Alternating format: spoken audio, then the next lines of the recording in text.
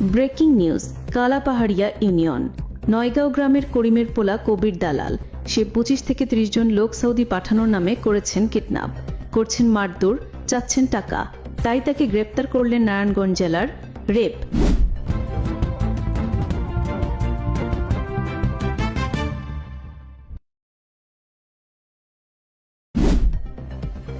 Kalapahariya union নয়গাঁও গ্রামের করিমের ছেলে কবির দালাল এবং চোর।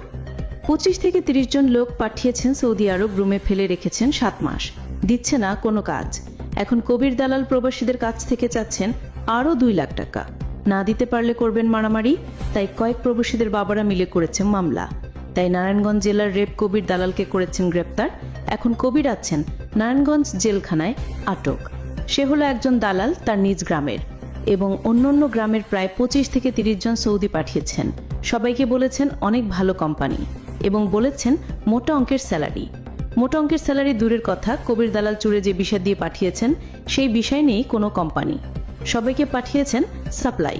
5 থেকে 7 মাস ধরে রুমে ফেলে রাখছেন, নিচ্ছেন না কোনো খোঁজ, দিচ্ছে না ঠিক মতন খাবার। সারাদিনই একবেলা, তাও আবার রুটি, দিচ্ছেন না ভালো পানি। সবাই সৌদি আরবে বিষাক্ত পানি খেয়ে কোনো রকম বেঁচে আছেন 25 থেকে 30 জন। তাই কবির দালালের নামে করেছেন মামলা। ঢাকা থেকে গ্রেপ্তার করলেন নারায়ণগঞ্জ জেলার রেপ। কবির দালাল কাউকে দেয়নি একামা এবং কোনো কাগজপত্র। এখন তারা সবাই অবৈধ, প্রায় 4 মাস। তাদের সবাইকে সৌদি আরবে নিয়ে সবার টাকা মেরে এখন কবির চোর কোটি কোটি টাকার মালিক। গ্রামের সাধারণ মানুষের লাখ লাখ টাকা মেরে প্রতিনিয়ত খেয়ে যাচ্ছেন এই কবির চোর এবং দালাল। সে এখন আছেন অনেক অনেক সুখে। কষ্টে আছেন তারা যাদেরকে পাঠিয়েছেন সৌদি আরবে। তাদের দিনকাল কেমন যাচ্ছে নিচ্ছে না কোনো খোঁজ। তাই কয়েক প্রবাসীর বাবা একসাথে 2500 থানায় গিয়ে করেছেন মামলা। 2500 থানার SI এবং পুলিশ তার বাড়িতে গিয়েও তাকে বাড়ি পেল না পুলিশ। লোকজনের কাছ থেকে এবং তার বাবার কাছ থেকে জানা গেল সে নাকি ঢাকায় করে রেখেছেন বিশাল বাড়ি। এই কথা শুনে 2500 থানার SI এবং নারায়ণগঞ্জ জেলার রেপ শুরু করছেন তদন্ত।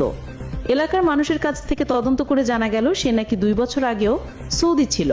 সৌদি থেকে ভিসা পাঠিয়ে বাংলাদেশ থেকে মহিলা এবং মেয়ে যাদের বিয়ের পর ডিভোর্স হতো তাদেরকে লোক দিয়ে খুঁজে খুঁজে বের করতেন, আর মেয়েদের বাড়ি এসে বলেছেন ভালো কাজ। কবির দালাল তখন ছিলেন সৌদি। সে সেখান থেকে টাকা দিয়ে 1-2 জন লোক রাখতেন। সেই লোক গ্রামে গ্রামে বলে বেড়াতেন ভালো কাজ দিবে, কিন্তু তাদেরকে নিয়ে যে খারাপ ব্যবসা করবেন এই কবির দালাল কিন্তু এই সত্যি কথা বলেনি কোনো মেয়েকে। তারপর মেয়েদেরকে প্রবাসী নিয়ে মারধর করে করাচ্ছেন খারাপ কাজ। কোনো মেয়ে যদি এই কাজ না করতেন সেই মেয়েকে দিতেন মেরে ফেলার হুমকি এই কবির দালাল। আর এই কথা বলে সৌদি নিয়ে রুমে আটকে রাখতেন মাসের পর মাস। পরে তাদেরকে করতেন নির্যাতন এবং করাতেন খারাপ ব্যবসা এবং খারাপ কাজ করেছেন এই কবির দালাল। এই খারাপ ব্যবসা করছেন প্রায় 3 বছর। হঠাৎ একদিন সবাইকে ধরে জেলে নিলেন সৌদির পুলিশ। এই কবির চুরি জেল খেটেছেন 5 বছর। 5 বছর পর দেশে এসে আবার শুরু করছেন দালালি। শত শত মানুষকে বিদেশ এনে করছেন হয়রানি, দিচ্ছেন না কোনো কাজ। কালাপাহাড়িয়া ইউনিয়নের মানুষের কাছ থেকে আমরা শুনতে পারলাম প্রবাস থেকে কল করলেন প্রবাসীরা, কিন্তু তাদের কল ধরছেন না কবির দালাল। পরে বয়স পাঠালে কবির দালাল করছেন খারাপ ভাষায় গালাগালি এবং দিচ্ছেন মারার হুমকি। প্রবাসীর বাবাও কিছু বলতে পারছেন না, তাই বাধ্য হয়ে করেছেন মামলা।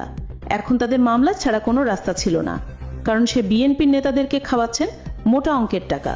কিছু বললে প্রবাসীর বাবা তাকেও দিচ্ছেন মারার হুমকি, কারণ কবির দালালের সাথে আছেন বিএনপির লোক। কবির দালাল টাকা ঘুষ দিয়ে রেখেছেন, তাই কিছু বলতেও পারছিল না প্রবাসীর বাবা। তাই করেছেন মামলা কবিরের নামে। এখন সেই কবির আছেন নারায়ণগঞ্জের রেপের কাছে আটক। এখন থেকে আপনারা সবাই সতর্ক এবং সাবধান হয়ে যান। আর নতুন নতুন ভিডিও পেতে সুমন অফিসিয়াল পেজটি ফলো করুন এবং এই ভিডিওটা সবাই শেয়ার করে দেন, যেন কেউ আর এই দালালের হাতে বিদেশ না আসে। ধন্যবাদ।